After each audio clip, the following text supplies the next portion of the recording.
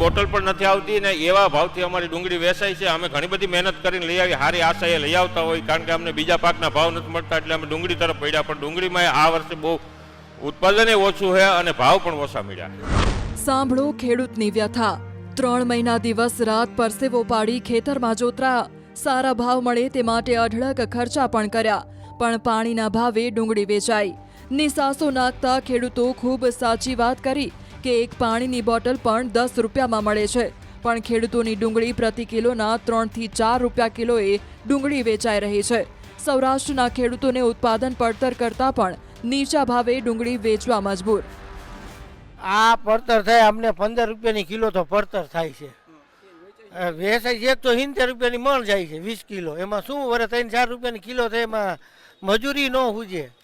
પીછીના 14 રૂપિયા ખાલી પીછીના આપણે દીટવાના 70 રૂપિયા, એમાં ખર્ચના જ થાય, કે એમાં કંઈ વધતું નથી કાંઈ।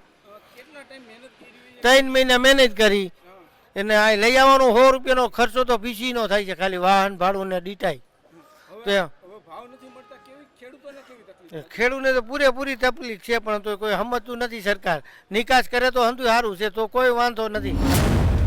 125 કિલોમીટર દૂર ગોંડલ માર્કેટ યાર્ડમાં ખેડૂત પોતાની ડુંગળી વેચવા આવ્યા। તેમને આશા હતી કે અહીં સારો ભાવ મળશે, અહીં તો પડ્યા પર પાટું સમાન ઘાટ સર્જાયો। 100 રૂપિયા ભાડું આપી ખેડૂતો હોશે યાર્ડમાં આવ્યા, પણ અહીંના ભાવ સાંભળી તેમણે ઊંડો નિસાસો નાખ્યો।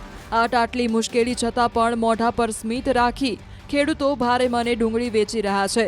ખેડૂતોના મતે પાકિસ્તાન બાંગ્લાદેશ સાથે વેપાર બંધ હોવાથી તેમને સારા ભાવ નથી મળતા। હું મેંદરડા તાલુકાનું ખીમપાદર ગામ છે મારું, મારે અહીંથી 125 કિલોમીટર થાય। સારા ભાવથી ગોંડલ યાર્ડ મૂકીને અમે રાજકોટ આવ્યા છે, પણ અમને અહીંયા પૂરા સંતોષકારક ભાવ મળ્યા નથી, એટલે અમને આ બધું ભાડાથી ને મજૂરીથી ને લેબર કામ ને બધું મોંઘું પડે છે।